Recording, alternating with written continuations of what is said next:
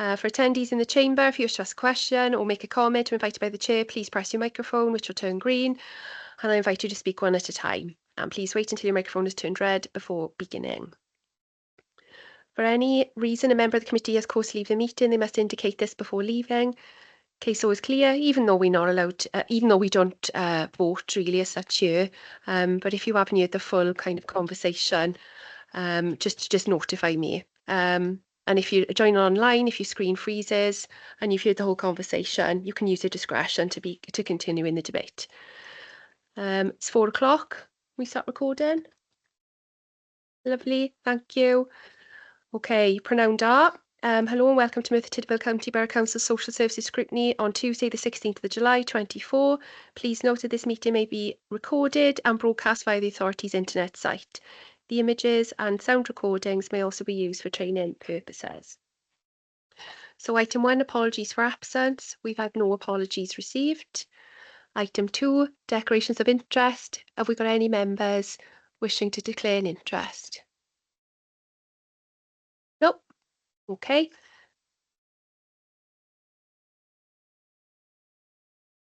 Okay, can we go back to apologies for absence? Sorry, we've just had apologies received for Cabinet Member Julia Jenkins. Okay, item 3, draft forward work programme 2024-2025. So this is on pages 5 to 18. So this is a draft of the next cycle of meetings for 2024-2025. We had a forward working programme planning meeting on the 7th of May to draft this. And I think it was on the 8th of May then I sent an email to members just to advise of some of the items that we were looking to include. And then there was additional information I sent because I know in a previous scrutiny, I think he was asking for some more information about regional boards and things, and if there was anything particular that we wanted to bring into the forward work programme. I haven't had anything back yet from members, so if there was anything in relation to the regional boards in relation to integrated adult services and integrated children's services, please bring those forward for consideration. So we've had a quarterly technical meeting on the 20th of June to make sure there is an alignment between the both forward work programmes. And I believe the item number 4 is going into Cabinet tomorrow. So it's had a chance to come in for a pre-scrutiny. Are there any, so in our pre-meet, Councillor Ian Thomas raised an action from a previous scrutiny where in particular when we had the safeguarding reports, and I know we had a bit of confusion over data, what data we were asking and how that was interpreted by officers. And I know Lisa raised that there was going to be in relation to the new staff member who was looking at that quality assurance and is looking at data. So we have noted perhaps a workshop once I know more about that role and when they're embedded in that role, and just for us to meet them and just to have a chat about in particular data around safeguarding and what we would be looking for next time that comes to us. But also I think it'd be good for members to have a think about some of the reports we have and some of the data we have. Is it useful? Is there any other data perhaps we would like to have a look at? And if that kind of data is captured by the authority. And there's another item for consideration in the bottom of the appendix, and that was a joint workshop with education. So that's something I'm going to speak to the chair of education scrutiny about, and just to see what we can book in and just to have a look at added value and things and what we're going to get out of that joint workshop. Are there any questions or comments in relation to the forward work programme? I'll take them together. No? Okay, so are we happy to agree the draft forward work programme 2024-2025? Yeah, great. Lovely. Okay, thank you all. So the next item 4, is the NEETs report. So I'll hand you over to Joe. So this is on pages 19 to 24.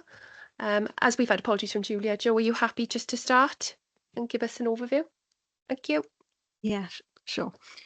So this is the Not in Education, Employment or Training report, written by Chris Hull and Sam Morgan, who sat beside me. as well.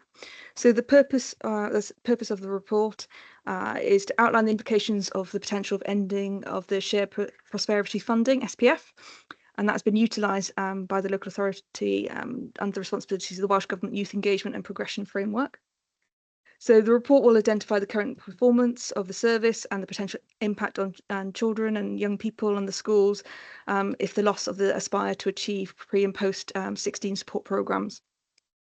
In addition to the potential loss of infrastructure that through vulnerability profiling identifies and monitors the progress of young people who have been identified as high risk of becoming NEET. So the work is facilitated by the the engagement and progression coordination team, and that's a lot of partnership with schools, Careers Wales, Merthyr Tydfil College, Youth Justice, and work-based learning partners. The report also highlights the ongoing challenges faced by young people and the level of need, which has been an ongoing concern since the end of the pandemic. So the report is here to be considered before it goes to Council tomorrow to look at any barriers to inform future provision. So with young people who are identified at high risk of disengagement from education becoming NEET, it's very much coordinated under the guidance set out in the Youth Engagement and Progression Framework. So they do vulnerability profiling, terminal analysis of data held across the schools and different directorates, and interventions are monitored via the NEET panels.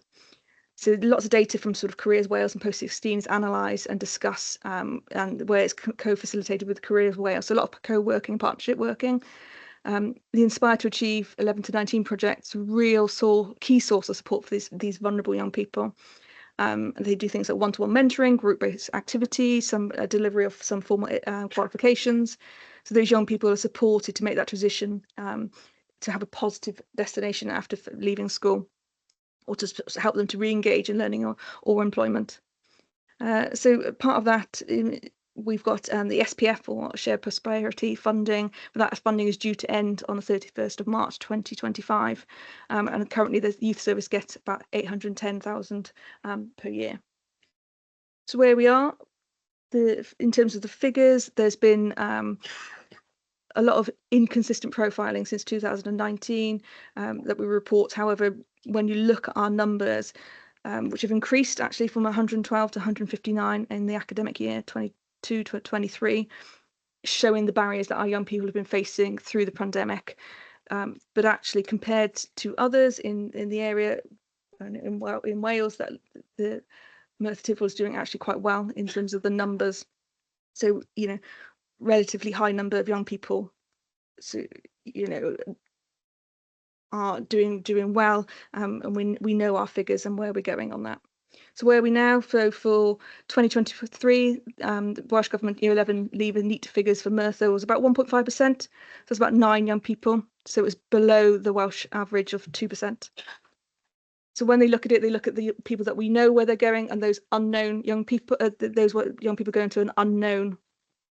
We don't know where they're going after they finish education, and our figures are good, considerably good, better than other local authorities. So we're actually second out of the 22 LAs for our combined performance in 2023, which I think is really positive for the team. According to our education data, many young people continue to face barriers through the pandemic, and following the local authority attendance and exclusion data reflects these continuing challenges faced by both schools and our staff in engaging those young people. So we accept that while most young people make a successful transition from school to post-16, we do have analysis of the Leaver group indicates to us that there's issues around mental health, low school attendance and challenging behaviour, and that's still a significant barrier for our young people. So we continue to do vulnerability profiling which demonstrates the increase in the number of young people categorised as high risk NEET. We've had 219 young people in the 2023 to 2024 cohort of Year 11s, and that's very high. It's the highest we've ever seen it. So as a result of that, the Inspire to Achieve support programme remains really critical for us, so that young people can access support to enable them to make the successful transition to post-16 education. So we've had some really good outcomes for young people who've been on the project, with 94% of 2023 Year 11s engaging in post-16 opportunities. So that compares favourably to previous years when we only had about 90% successful transition. So that shows that it's worked and it's made an improvement. So we had a total of 331 young people pre and post 616 enrolled in the programme during 2023-24. And they had a variety of different interventions, as I expressed earlier in the report. So we had 87% successfully achieved to improve their diversity of their qualifications. So the teams, EPC team and the Inspire to Achieve team work really closely with secondary schools, sort of the college, PRU, and young people accessing tuition. And it's very much the Inspire to Achieve project is embedded in the secondary schools and is a very important part of the pastoral systems. With the transition to the SPF funding, we've begun to do some pilot work with young learners to see if it can impact on young people who at an earlier age to try and do that preventative work. So there's some really good partnership working and data sharing, looking at these vulnerable young people, and to help them maintain those courses once they are enrolled. So to get them enrolled and then to maintain that enrolment. So for example, in the 12th of June 2024, we had 144 of the 219, so 66% of young people who were identified as being high risk been supported to apply for college, and getting additional support from the College Inspire team when they enroll in September this year. So it really shows the importance of the SPF funding to the college teams as well. There's a real concern about the loss of funding will have a significant impact on our young people, including, our secondary schools, the college and the local communities. And it's going to impact on the local authorities' ability to achieve the outcomes in the RAS strategy, which is also impacted on our ability to achieve our KPIs, which are within our corporate wellbeing plan. So the loss of that funding will impact on our ability to meet obligations assigned to the youth service outlined in the Youth Engagement and Progression Framework, preventing young people from entering the cycle of unemployment, achieve outcomes set out in the RAR strategy and corporate wellbeing plan. It will impact on our the ability to continue early identification of young people who are vulnerable to becoming NEET and requiring this support. We need to continue to effective partnership working at pre and post 16 levels that's been achieved and these outcomes today, and that will be put at risk. And it will put an additional burden on schools' wellbeing support, which we know is already stretched. So where do we want to be? So since April 23, the SPF funding has been utilised to secure medium-term continuation of the engagement and progression coordinator role and the Inspire to Achieve, which I spoke about earlier. This funding is due to end on the 31st of March 2025, a significant risk to the future of this support network for young people and a risk to our future performance, which we obviously wish to continue to improve annually.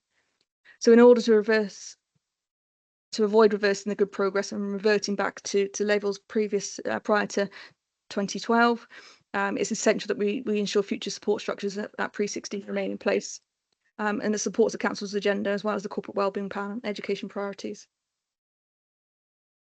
So we got to be noted that young people aged 16 to 19 making that transition has decreased, and it's due to change in eligibility rules impacting on that age group within the Communities for Work programmes. Therefore, future resourcing this age group would require at the very least the current level of funding to be maintained and if not increased. So what do we want to do next? So we need to understand the future funding landscape. There's a possibility that incoming government may continue the SPF funding for another year, and that would obviously delay the implications for another 12 months. Was looking at providing a detailed cost project plan so that consideration can be given to the long-term sustainability of our NEET provision, and potentially reduce that reliance on grant funding. And it's to review the pilot work with the younger age groups to establish what impact that actually has had on reducing our young people who are categorised as red. Lovely, thanks for that, Jo. So opening up for questions and comments, we'll take them all together if that's okay. Any questions, comments? Councillor Ian Thomas.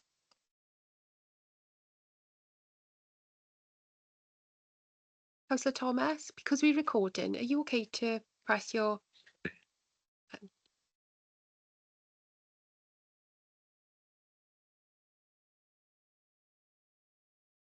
On now. Okay, thank you. First question relates to paragraph 5.9, where you say 66% of the young people identified as high-risk NEET have been supported to apply to the college and will be allocated extra support by the college. I was just wondering what happened to the other 34% or 75 people. From what you've just said, some of them will be unknown. I was just wondering if you could outline any further on that. I'd like to introduce myself. My name's Samantha Morgan. I'm the Youth Service Manager in the local authority, and obviously, as Joe has outlined, the responsibility for young people who are NEET and the Youth Engagement and Progression Framework sits with us within the Youth Service. To answer that particular question, what it means basically is that from our current year 11 group of young people across all of our schools, the PRU and those on tuition as well, 219 of those young people out of a cohort of around 650 have been categorised through a vulnerability process of being high risk. They've got lots of needs, lots of barriers, which we aim to address between ourselves through the Inspire project and the school. But in particular reference to your question there, what that means is out of that 219 young people, so far 144 of them have been supported to make an application to the college. And that's achieved through our partnership links with the college, our lead workers on the Inspire project, our careers advisors, and the college doing quite a lot of work around transition from year 11 into the college anyway.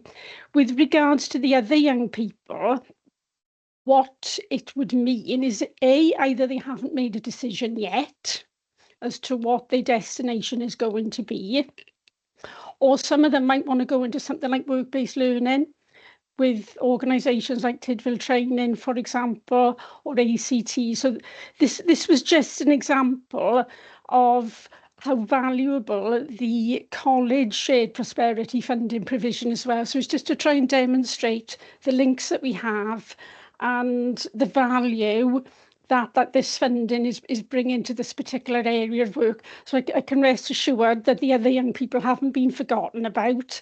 They will be either a lead worker or there'll be a careers advisor assigned to them to help them make a transition and also to help them make a decision as to whether they are going to go to college or whether they are going to go into work-based learning. Some of them will go into employment as well. Some of them will become NEET, as Joe has outlined. And if they do, then our post-16 team within the Inspire project is there to pick them up and to support them into a destination. So they're not forgotten about. Right, thank you very much. On the same subject, how are they tracked if they leave college or if they drop out?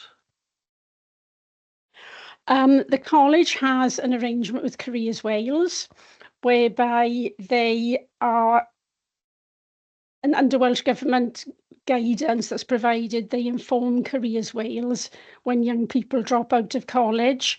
So what happens then is we have post-16 NEET panel meetings, and any dropouts from college or even work-based learning, because some people do leave work-based learning, or they might turn up, they might have lost a job or something, and they might turn up at Careers Wales. So what happens is, in a post-16 panel meeting, which is facilitated by ourselves and also by Careers Wales, those young people are brought to the table there and support is allocated to them, and then a lead worker will make contact with that particular young person, or it could be a careers advisor will make contact with that particular young person to try and to re-engage them into an opportunity.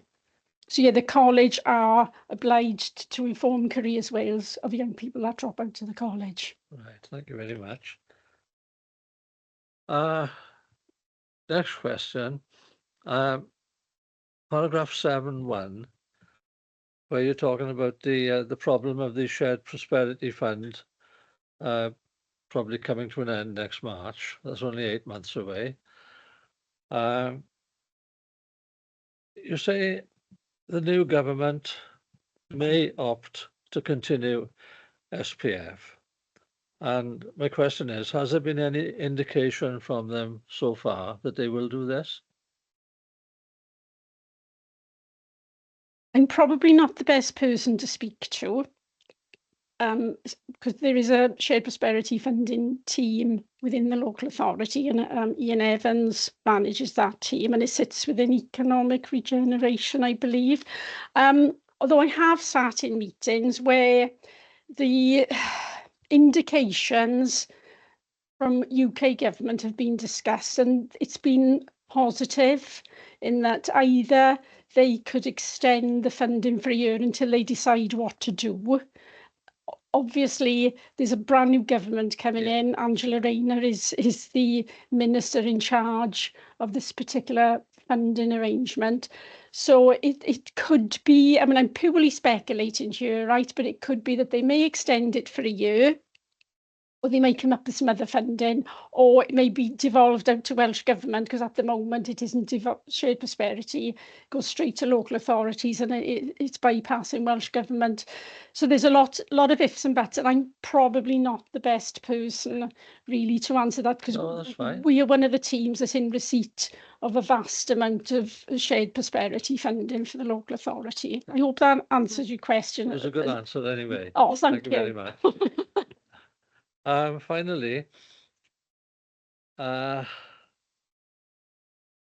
7.2, you say that work will commence on a costed project plan, so the council can consider any long-term sustainability in this area.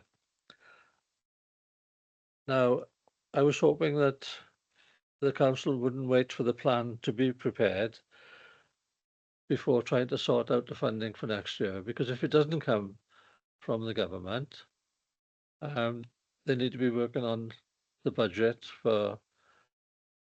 which starts next March, 25-26.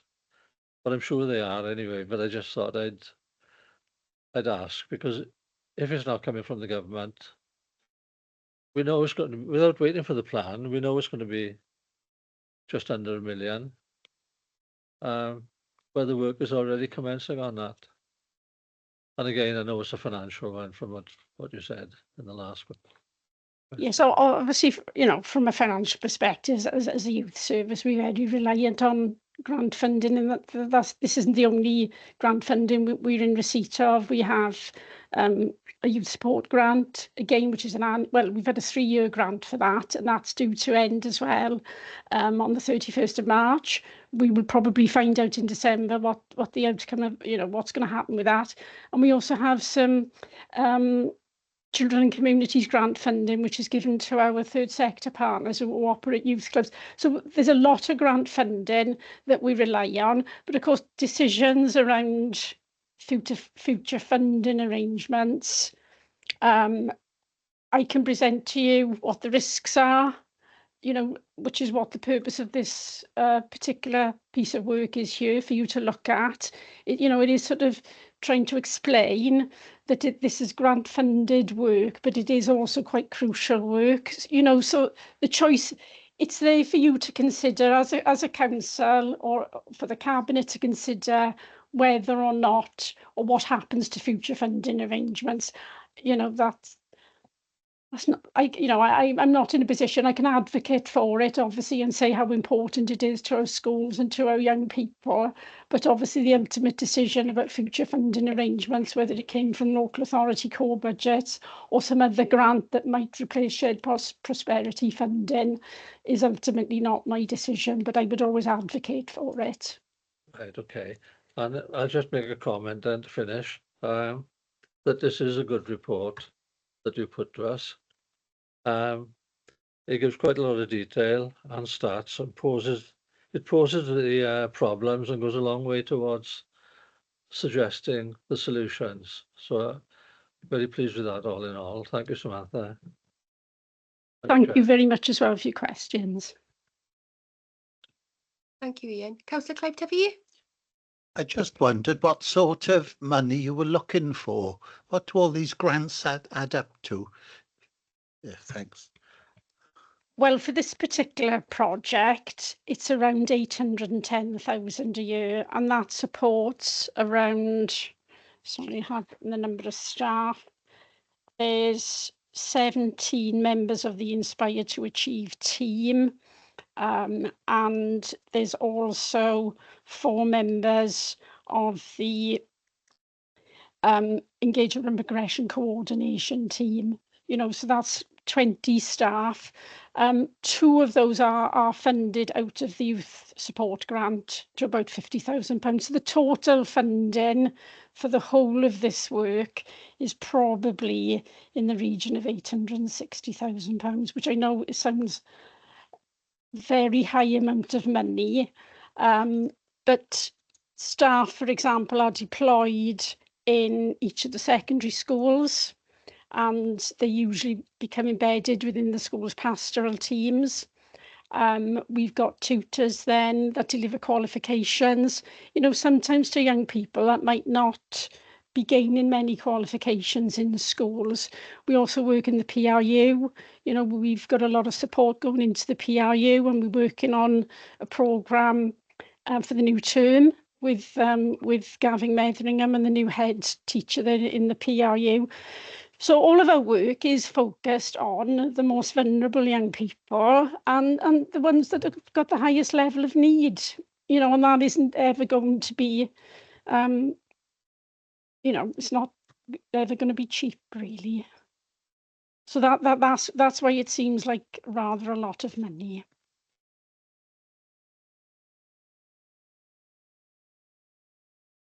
I'm going to go to 5.7, and I just like to say that we have to congratulate you for having so many. You know, the staff, they need to be congratulated for the achievements. But my question is, children who may be residing within Merthyr Tydfil County Borough Council who are out of area and CLA, do we charge their authority for them to utilise our services? No, Can we I don't. ask why? It's never a question that I've ever been asked, or an issue that's ever been raised. We don't charge any recipients of the support. When I don't mean the young people, but I mean the schools or the PRU. You know, the support is free to service users, and they are, you know, wherever they reside in terms of their schooling or whatever. But it's a good question. To be the reason why I ask it, because obviously I do work in children's residential, and we have got a young person who is utilising a service within they're from a different area, and they're utilising the service, and their local authority in England pays for the service that they have in. So I'm just wondering, do we do the same? Would that be for the residential care, or would it be for any add-ons? It's for the education. They are neat. So I'm just wondering, did we charge any of our CLA children who may be residing within the borough, who are from out of area and they are utilising the service? I just wondered whether we did that or not. I can tell you now that the answer is definitely no, Okay. because we don't charge anybody for this service. And I suppose it's important for people to know as well that all of the work that we do in the youth service, whatever it is, whether it's targeted support like this or whether it's stuff in a youth club, it's all with a voluntary arrangement with a young person. So even though the school might think, you know, you need to go and speak to Judith, your lead worker, if the young person doesn't want to do it, we can't force them to do it. So there is always that voluntary arrangement. It's voluntary engagement on the part of young people. But, you know, I'm pleased to say that most of them engage in it. So obviously we're providing something that they'd be interested in. But no, to answer your question, no, we don't charge anybody. Thank you. Thank you, Chair. It's okay. So do you collect, because I know obviously you use data and measuring back successes, but do you like collect kind of feedback from students, parents, carers? Do you gather that information? Because I think because obviously if you're going down the route of advocacy for continuation, and like you've highlighted really well, like the impact, obviously, if funding wasn't available. You know, do you have that type of information as well? What we do at the end of a young person's engagement with the project, that we undertake obviously an evaluation of the support they've received, but we also do what's something called the STAR assessment. It's not an exact science. Any well-being measure is never an exact science, but but we do. The staff will do a STAR assessment at the beginning of any intervention that they do. So that's asking them about how they feel about their confidence, their friendships, that type of thing. And then they'll do the STAR assessment then at the end, and and look at the difference in what the young people have reported. As I said, that's not an exact science. Any well-being score is what's done on the day. It's a snapshot of a young person's feelings on a particular day. Generally, the well-being scores are positive. I think it's around, if I remember rightly, it's around about 86% of young people who receive support will report an improvement in the well-being scores on that STAR assessment. But evaluation is embedded into what we do as a youth service, wherever you're receiving your youth work from, not just from this project, but from other aspects of the youth service as well, because it's run for young people. So that ethos of getting feedback and changing anything that young people might suggest to make improvements is normal practice. Lovely, thank you for that. In relation to 5.1, obviously, and I reflect what Claire said, obviously it's really positive in the engagement. But what insights are you learning from that? Are you doing anything differently? When you compare Merthyr to like neighbouring authorities, are you doing anything different, or what were you learning from what are you doing with the engagement? What you find is that it runs how local authorities implement the youth engagement and progression framework is quite different across 22 local authorities.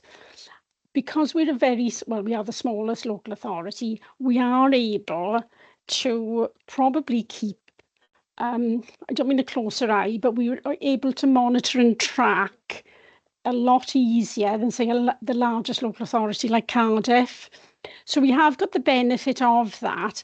And because we've got 4 high schools and a PRU, we also got that system of the pre-16 panel meetings, which are in the school, where the young people are discussed. It's discussed whether they've made applications to college. For example, there'd be a member of staff from college sitting in those panel meetings as well. There's obviously school representatives, there's careers Wales. So people will sit around the table and discuss the young people, and that's how we monitor where they're going to go. We know whether they've actually got a transition plan, as somebody sat down with that young person and discussed with them what the next steps are. Now, you might find that in other local authorities, because of the size of the local authority, that type of system may not be possible. So we've got quite a robust system. So even if our NEAT figure was higher, but we would at least know where all of those young people are, perhaps bar 1 or 2, and we'd know how to contact them and offer them support if that's what they needed. Does that answer your question? Yeah, it does. I think I forgot what your question was. And the follow-on for that was about my question was like, what are you learning? What insights are you learning? But you've explained it really well. Obviously, Merthyr's a smaller authority as well. So what was my next question? Bear with me. Oh yeah, the pilot project. What's the age of the pilot project, please? 5.8, the younger people. Yeah, well, the project used to be European funded, and there were very strict rules around what you could use the funding for. And it was very much focused on year 10, year 11 work, which is right at the end of young people's school career, more or less at the point where they leave in school and having to make that transition. But what we've tried to do this under this new shared prosperity funding, which gives us a little bit more freedom to look at doing things slightly differently. We've run some pilot projects with younger Key Stage 3 young people, so that's generally years 8 and 9. We've done, for example, something called Behaviour Change Programme, where the schools have selected young people who might have had a few behaviour issues in school, not necessarily the young people who are being excluded, but young people who might have presented some sort of challenging behaviour in school. And it's offering a programme of team building activities, outdoor activities, with a qualification at the end of it, to try and re-engage them and to try and get them to think about their behaviour and the impact of their behaviour. We also do some work with what's called the Nurture Group programme, where you're 9 young people again, where it's probably with smaller groups of young people that need that extra bit of support to engage in their learning, and probably do a qualification with them, to show that they can achieve. So it's all a bit experimental. Obviously, the programme is reviewed every year then, and the offer that we make to schools is reviewed by the teams every year to see whether it's been successful, if it's been a bit, we're not 100% sure. And for us, that the shared prosperity has provided an opportunity to try different things, whereas under European, it was so strict, and the evidencing and everything was so strict, you didn't really try different things out in case it wasn't successful. Thanks for that. You've answered a lot of my other questions in some of your answers, but that's great. No, that's great. I think there was one more from me. There's probably more than one. Bear with me. Yeah, it's in relation to 5.4. On the 22-23 year 11 leaver group, there was a higher number. Is there any trends in relation to the schools and education setting that those children are attending? Do you mean, can I pinpoint a particular school? What to sort of give you what we do, right, within when we do vulnerability profiling, that obviously vulnerability profiling, right, we'll look at a young person's attendance, they will look at whether they've been excluded, they will look at things whether there's been a managed move. It's those types of things, right? And we get all of our data from Capita, and then we attach scores, and it gives a young person I know it sounds really clinical and awful, but there's a purpose to it, and there is an opportunity for professional judgment to sit down with the lead in the school to go through the young people that have been identified, and for them to sort of say, oh, do you know what, despite all of that young person's doing okay. But what we've done with all of that information as well is look at what are the main presenting needs that those young people were categorised as high risk. What are their main needs? And there's no surprises there, right? I'm not going to say anything here. It's going to be challenging behaviour in school, low attendance, and mental well-being. Those are the main issues that young people are facing. Obviously, our schools are different sizes. I suppose Cyfarthur is a school that we've got high numbers of young people, but that's also because it's the biggest school. To be honest, I'd have to look at percentages, and I'm sure the team have got that. It's just that it hasn't been put into this paper, and they could probably come up with a figure for each of the schools as to the percentage of the year 11 young people that would be categorised as high risk. So I haven't got that information to my fingertips, but thank you. I think that's it for me. Oh yeah, there was one. Councillor Salmon has had to step out because I think he's unwell. He did just raise a little point. It's just the acronyms in reports. I know you say NEETs is in the report, but I don't think that it's actually broken down what it means. That's all. Just something to be mindful of. I know we've raised it previously in scrutiny, and I reflected earlier, especially when we've had reports about lower super output areas, and for the reader, anybody should be able to pick this up. So that was just a bit of feedback from councillors. Yeah, that's fine, thank Yeah. you. Yeah, that's why I said it at the beginning, because I thought not. Yeah. 'cause I That thought was it. But that was it for me. Are there any other questions or comments? Councillor Gareth Richards? Oh no. Okay. Councillor Claire Jones. I've just got to ask you, you stated for secondary schools, what you do with Readwine?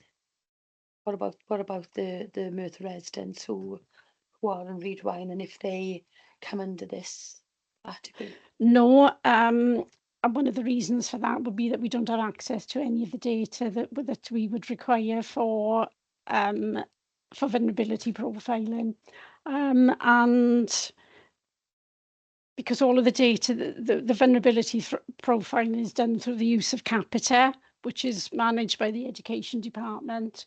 So we have no data on young people in Ysgol Gyfun Rhydywine. One of our other teams, actually, the Stepping Forward team and the youth support team, they are Families First funded and youth support grant funded. We do get referrals from Ysgol Gyfun Rhydywine young people. So there is support from other teams that goes over there, but not from the Inspire team. Thank you. Thank you both. You've answered our questions really well, thank you. And you've included so much information, I didn't have to go through the rest of my questions, but no, thank you. Unless there's any other questions or comments, you can go if you wanted to now. And if there's any officers online, they can leave as well. Thank you.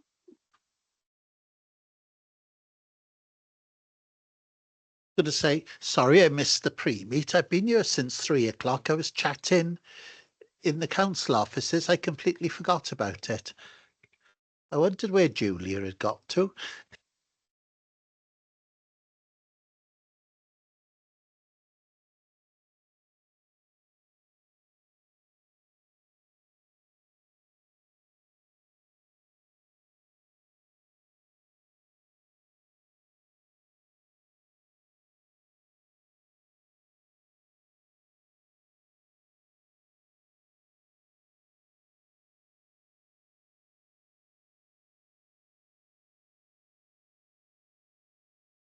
Okay then. That was really good. I thought she answered our questions really well.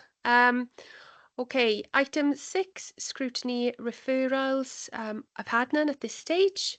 Item 7, report recommendations. So item 3, we've agreed the draft forward work programme. Item 4, the recommendations was 2.1, consider the needs youth report prior to the report going. I think it's going to cabinet tomorrow. Are we happy that we've met that recommendation? Yeah, and I think that they've done a very good job in advocating the need of that project. So yeah, great. Item 8, feedback on any scrutiny activities. Okay, so the next one that's coming up is the annual social services report workshop, and that's arranged for Tuesday the 30th of July, committee room 3, 12 till 2, and then information from that workshop will be used then to feed into the meeting on the 17th of September, because I think that's the only item on that date. So yeah, it'd be great if everybody could attend, because I know last year, Claire, it was good, wasn't it? And we had loads out of it. I'm on hold. I fly on the 31st. Yeah. I just want to make sure that I have got it in my calendar. Okay. Not do it anything. Yeah, I will attend. Yeah. Even though Okay. I'm on annual leave and I'm, Okay, yeah. great. It's 12 till 2. Yeah. 12 till 2. So it's great if we can all attend. Obviously, I'll be making some notes as well. And I know, Councillor Thomas, that's something that you raised last year. So if there's any, if members can't attend, and if there's anything specific or any changes, etc., I will do my best to make sure those are shared with members if they haven't been able to attend, because I know you raised that last year, Councillor Thomas. So that's something that I'm always mindful of going forward. Okay. Oh, this retirement is not going well, thanks, Councillor Tubby. Okay, so when we've gone through the forward work programme, I think as previously, we want to mirror any external visits to any potential reports that are coming up, because I think I've certainly benefited, and I know others have, from attending a service and then seeing the report. It's really nice to meet the staff and actually see a service, how it's operating frontline. So I know, I think it's towards the end of this year, beginning of next year. I know we like the discharge to assess model is on the forward work programme. So we're going to see if we can go out and meet the team, because I know they've done some recruitment for the like the discharge to assess. And obviously I'll go and I'll speak to Councillor Lisa Mitten in relation to the joint workshop with education. Are there any other external visits or anything that perhaps I've missed or that the committee would like to consider? Looking at Michael. I visited somewhere last week, inadvertently I visited, I've never even heard of it. It was the Nye Resource Centre. I don't even know if Merthyr utilised the facility. It was a wonderful, I visited for an ulterior motive because but I had gone there just to have a little visit.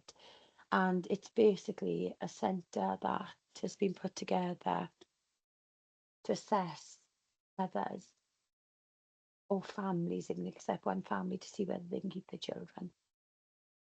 At the moment, there's nobody from Merthyr has utilised the facility. It's all been out of area. But to be honest, even if I would say, Louise, go and visit, just ring and see whether, because they would welcome you there, just to have a little look around. Very interesting, and it does provide a very good service.